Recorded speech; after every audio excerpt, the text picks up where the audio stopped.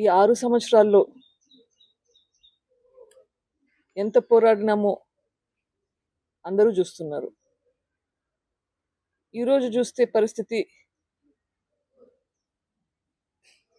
ఒక్కరు తప్ప వీళ్ళందరూ బయట లక్షణంగా బ్రతుకుతున్నారు. అక్యూస్ అందరూ బయట ఉన్నారు. ఇన్వెస్టిగేషన్ ఆగిపోయింది. ట్రయల్ మొదలు పెట్టట్లేదు. న్యాయం వస్తుందా?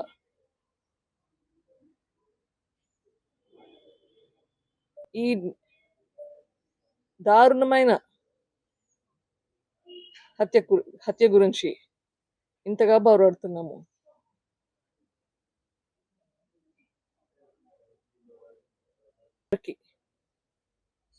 ఇంత అన్యాయం జరిగితే న్యాయం జరగలేదు, మరి ఇంకొకరికి ఎలా న్యాయం జరుగుతుందని అనుకుంటాము? ఈ న్యాయ పోరాటం అయితే ఆగేది లేదు, ఖచ్చితంగా కంటిన్యూ చేస్తాం. ఈ ప్రాసెస్లో అక్యూస్డ్ కంటే ఎవరైతే నిందితులు అని చెప్పబడ్డారో వాళ్ళకంటే ఎక్కువ శిక్ష మాకు, మా కుటుంబానికి ఎక్కువ పడుతున్నట్లుగా ఉంది. ఇది న్యాయం అసలు? కానీ ఖచ్చితంగా న్యాయం జరుగుతుందన్న నమ్మకం అయితే ఉంది.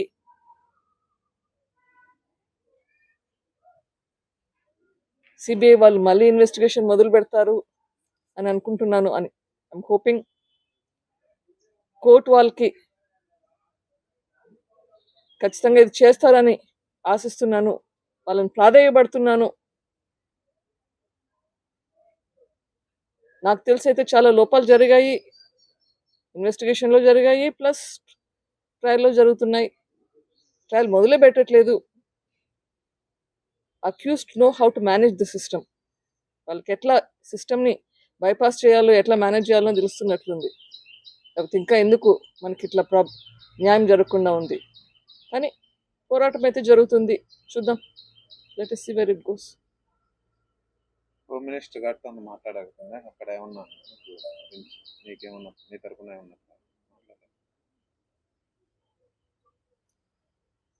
సపోర్ట్ అయితే ఇస్తాము అని చెప్పారు, కానీ ఎంత మటుకు చేయగలుగుతారు ఇది స్టేట్ గవర్నమెంట్ పరిధిలో లేదు ప్రస్తుతానికి.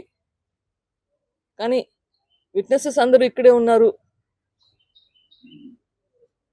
చనిపోతుండేది పరిస్థితి కూడా చూస్తున్నాము.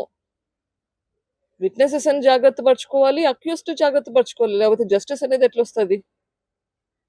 ఎవరైతే దీంట్లో విట్నెస్గా ఉన్నారు, ఎవరైతే దీంట్లో నిందితులుగా ఉన్నారు, అందరి బాధ్యత ఇప్పుడు స్టేట్ గవర్నమెంట్ మీద ఉంది. వీళ్ళందరినీ జాగ్రత్తగా వాళ్ళ హెల్త్ సంగతి చూసుకోవాలి, వాళ్ళ సేఫ్టీ గురించి చూసుకోవాలి. సో లేకపోతే జస్టిస్ అనేదానికి న్యాయమే లేదు.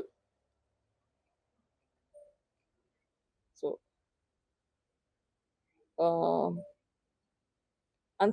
అదే కాకుండా చాలా మంది విట్నెసెస్ హోస్టైల్ అవుతారు, విట్నెసెస్ మీద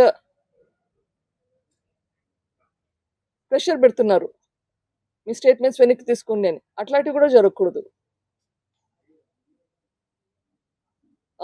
ఇప్పటికి చాలా ఇన్సిడెంట్స్ జరిగినాయి, సస్పిషియస్ డెత్స్ ఉన్నాయి, అవన్నీ కూడా ఆగాలి. అవి ఎందుకైతున్నాయి? అబ్స్ట్రక్షన్, జస్టిస్ ప్రాసెస్లో ఈ అబ్స్ట్రక్షన్ అనేది జరగకూడదు.